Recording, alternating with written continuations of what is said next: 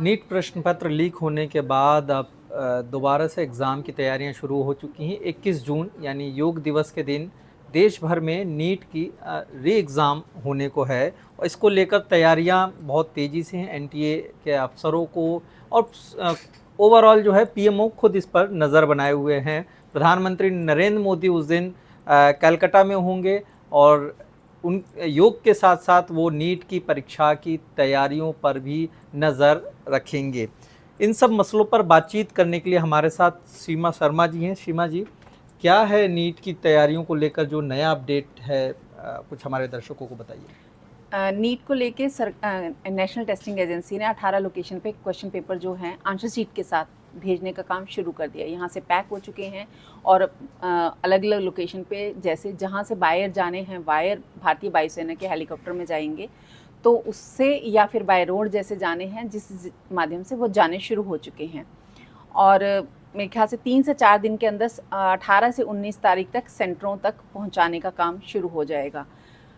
अभी ये है कि सरकार मतलब प्रधानमंत्री नरेंद्र मोदी इसमें खुद पूरा फोकस कर रहे हैं, पूरा रिपोर्ट ले रहे हैं, एक एक पल की रिपोर्ट ले रहे हैं।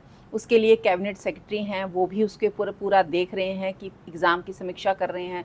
3 समीक्षा हो चुकी हैं वो एनटीए के साथ लेकर। राज्यों से भी पूरी जानकारी ली जा रही है, चीफ सेक्रेटरी से, कुछ चीफ मिनिस्टर हैं वो भी इंफॉर्मेशन दे रहे हैं। तो यहाँ से इस बार सरकार की पूरी तैयारी है कि परीक्षा की जो शुचिता है वो पूरी तरह से बने रहे, छात्रों का भरोसा पूरा तरह से बना रहे, तो उसकी हर स्तर पे अलग अलग तैयारियां कर रही हैं। इसके लिए कई स्तर पे कमेटियां गठित की गई हैं।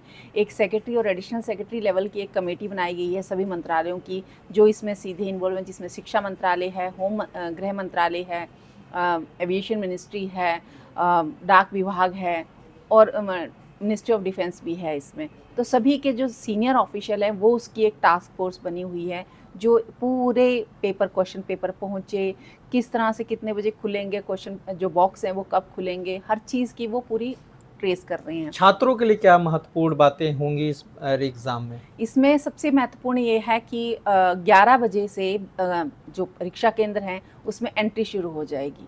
11 बजे से 1:30 बजे के बाद किसी भी बच्चे को एंट्री नहीं मिलेगी। इसीलिए एनटीए ने पहले ये एडवाइजरी जारी कर दी थी, जो सिटी इंफॉर्मेशन दी जाती है कि आपका ये परीक्षा केंद्र है, इस शहर में है, तो पहले आप जाके चेक कर लीजिए वो आपके घर से कितनी दूर है, वहाँ से ट्रांसपोर्ट का क्या है, जो भी है चीज़ें होती है आप चेक कर लीजिए, ताकि लास्ट मिनट में लेट ना हो सके। परीक्षा को फुल प्रूफ बनाने के लिए 11 बजे से इस बार एंट्री है, तो बच्चों को यही सलाह दी जाती है कि वो 11 बजे के आसपास सेंटर में पहुंच जाएं, ताकि आराम से जो भी चेकिंग है वो की जाए। एनटीए ने सभी परीक्षा केंद्रों को और सभी स्टेट को ये खास हिदायत दी है कि बच्चों को परीक्षा केंद्र में जांच तो होनी है, लेकिन जांच के नाम पे परेशान नहीं किया जाए, क्योंकि अत्यधिक धूप होगी, बच्चे परेशान हैं, पहले थोड़ा सा दूसरी बार एग्ज़ाम देना पड़ रहा है, तो काफ़ी सारे मतलब उनको गाइडलाइंस जारी की गई है। परीक्षा के दौरान 15 मिनट का अतिरिक्त समय दिया जाएगा। पहली बार सुबह 5 बजे तक एग्ज़ाम होगा। और सबसे बड़ी बात है कि इस बार जो आंसर शीट होती है उसमें दो रफ पेपर मिलते थे, तो पहली बार 4 मिलेंगे, यानी कि 2 रफ एक्स्ट्रा। पेज एक्स्ट्रा दिए जा रहे हैं। करीब 2.5 से 3 लाख बच्चे हैं जो कि लेफ्ट हैंडेड हैं, मतलब बाएं हाथ से लिखते हैं, तो उनके लिए जो आंसर शीट का लास्ट पेज होता है उसको उस तरफ लिखना बहुत मुश्किल होता था। और एनटीए को स्टूडेंट ने ही ये सुझाव दिया था कि हम लेफ्ट हैंडेड स्टूडेंट होते हैं, तो हमें अगर आप आंसर शीट के लास्ट में रफ पेज रखते हैं तो वहाँ लिखना हमारे लिए बहुत मुश्किल होता है।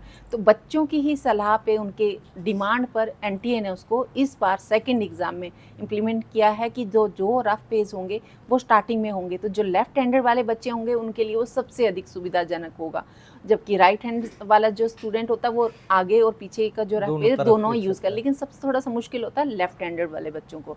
तो अतिरिक्त समय इसलिए दिया गया है ताकि बच्चों को थोड़ा सा, कुछ बच्चे थोड़ा सा परेशान भी हैं तो वो अच्छे से उसको समझ सकेंगे। दूसरा ये है कि जब भी बच्चा बाहर जाएगा आएगा तो उसका, लेकिन एक बार जब वो अगर वॉशरूम के लिए जाता है या पानी पीने के लिए भी उठता है, वैसे वो ट्रांसपेरेंट जो बोतल होगी, पारदर्शी जिसे कहते हैं कि आर पार दिखाई दे रहा, वैसे बोतल बच्चे ला सकते हैं एग्ज़ाम में अपने लिए। लेकिन अगर नहीं लाते हैं, अगर वो पानी पीने के लिए उठते हैं, तो बाकायदा अगर वो रूम से बाहर भी जाते हैं तो उसका पूरा नोट रखा जाएगा, कितनी बार कितने स्टूडेंट बाहर गए, कितनी बार वॉशरूम गए, उस टाइम कितना टाइम हुआ था, और आने के टाइम पे फिर चेकिंग होगी दोबारा जब वो सीट पे बैठेंगे, ताकि कोई ब्लूटूथ वगैरह का इस तरह कोई चीज़ तो नहीं हो। तो बाकी पूरी तरह से मतलब सुरक्षित करने के लिए हर तरह से कोशिश की जा रही एक है। सवाल जो अभी नीट का एग्ज़ाम हुआ था और पेपर लीक हो गया था, और इसको लेकर सोशल मीडिया पे बहुत तमाम तरीके की बातें आ रही हैं, बहुत सारे स्टूडेंट्स भी हैं जो अपने पक्ष को रख रहे हैं। इसको लेकर एनटीए का क्या कहना है और क्या कुछ अपडेट आया है इस पे? पेपर लीक के बाद से अभी तक सोशल मीडिया जो है वो फर्जी इन्फॉर्मेशन से भरा पड़ा है। और आप देखोगे रील हो, इंस्टा हो या फिर ट्विटर हो या फेसबुक हो या कोई भी टेलीग्राम हुआ, व्हाट्सएप पे है, बहुत सारे मतलब जो फेक जो इन्फॉर्मेशन है वो अभी भी प्रसारित की जा फ्लोट रही हो है, रही है। बहुत ज़्यादा हो रही है। लेकिन एनटीए ने ये भी देख रहा है कि कोई अगर बच्चा है, स्टूडेंट एग्ज़ाम से जुड़ा हुआ है, अगर उसकी पहचान हो जा रही है तो उस पे फटक से पहली बार एनटीए सोशल मीडिया पे बहुत ज़्यादा एक्टिव है। वो उसी टाइम इन्फॉर्मेशन देता है बच्चों को कि ये फेक है, इस पे विश्वास मत करिए। अभी 2-3 दिन पहले एक क्वेश्चन पेपर अपलोड हो गया कि ये एनटीए का देखो, अब 21 जून का एग्ज़ाम का जो क्वेश्चन पेपर है ये है। एनटीए ने उसी टाइम उसको रिप्लाई किया, और पीआईबी जो भारत सरकार का स्पोक्स पर्सन सूचना, होते हैं, सूचना विभाग, उसने उसको ट्विटर पे भी डाला कि ये फर्जी है, इस पे विश्वास मत करिए। तो इस तरह से एनटीए बता रहा है। लेकिन सबसे बड़ी बात ये भी है कि अगर कोई वो नीट का स्टूडेंट है और वो इस तरह से इन्फॉर्मेशन मांग रहा है या उसने कर दी है, तो उसके खिलाफ किसी तरह का एक्शन नहीं ले रहा है, क्योंकि बच्चों के साथ बिल्कुल सॉफ्ट कॉर्नर रखा हुआ है एनटीए ने कि उनको परेशान नहीं करना है। लेकिन हाँ, जो लोग मतलब इस तरह से फर्जी अफवाहें जो जानबूझ के, मास्टरमाइंड हैं, जो बड़े मास्टरमाइंड हैं। है, उनके खिलाफ पूरा एक्शन हो रहा है। बच्चों को एक तरफ रखा है, लेकिन वो चेक करने के बाद, ऐसे नहीं कि कोई बच्चे के नाम से कोई इस तरह से सोशल मीडिया पर अपलोड कर दिया, उसको बख्शा नहीं जा रहा है। लेकिन अगर कोई सचमुच बच्चा निकल रहा है कि हाँ ये तो नीट का स्टूडेंट है, तो उसके खिलाफ कोई एक्शन नहीं होगा। उसके खिलाफ कोई उसके एक्शन। ये एक बड़ी बात है कि बच्चों को उन बच्चों की परेशानी है, बच्चे वहाँ से सीधे, अब बच्चे थोड़े से अवेयर होने लगे हैं, वो अब सीधा ट्विटर पे या रील के माध्यम, इंस्टा के माध्यम से एनटीए से सवाल करें क्या ये सच है, तो उनको जवाब मिल जाता है कि नहीं ये गलत है, तो बच्चे शांत हो जाते हैं, थैंक यू बोलते हैं, और उसके बाद चीज़ें हो जाती है। और फिर कुछ ऐसे जो मास्टरमाइंड हैं उनके खिलाफ एक्शन भी हो रहा है। बहुत सारे मतलब होम मिनिस्ट्री का जो ये पूरा डिपार्टमेंट है ये पूरा चेक करता है, वो पूरा बहुत सारे टेलीग्राम चैनल हैं, 50 से अधिक टेलीग्राम चैनल हैं जिनको ब्लॉक किया गया है। बहुत से ऐसे मास्टरमाइंड हैं, उनको भी धरपकड़ हो रही है। अभी एक एनटीए ने क्या कहा था कि जब नीट यूजी का पेपर लीक को माना कि हम दोबारा करेंगे, तब कहा था जो बच्चों की पहले की फ़ीस है हम वापस करेंगे। अब अहमदाबाद के साइबर क्राइम डिपार्टमेंट ने एक बिहार से एक व्यक्ति को पकड़ा है। उसमें ये है कि उसने 150 बच्चों के जो फ़ीस रिफ़ंड होनी थी नीट पेपर की, उनको अपने अकाउंट में ट्रांसफ़र करने की कोशिश करी। क्योंकि एनटीए ने कहा है कि जब आप एडमिट कार्ड डाउन, पहले एनटीए ने कहा था कि आप हमें बताइए किस-किस के कितने बच्चों के फ़ीस हैं, आप अपना अकाउंट नंबर दीजिए, हम उस पे रिफ़ंड वापस करेंगे। तो 8 या 9 लाख बच्चों ने तो पहले ले लिया था, लेकिन बहुत सारे बच्चे ऐसे थे जिन्होंने नहीं था।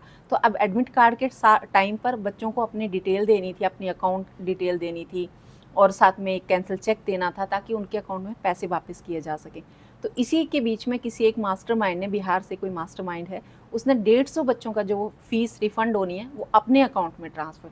तो इस तरह से मतलब जहाँ सरकार पूरी छात्र 22-23 लाख बच्चे हैं, उनके छात्र हित में देखते हुए इस तरह से कोशिश कर रहे हैं कि बच्चों को स्ट्रेस से दूर रखा जाए, परीक्षा को पूरी शांतिपूर्ण सफलतापूर्वक हो जाए।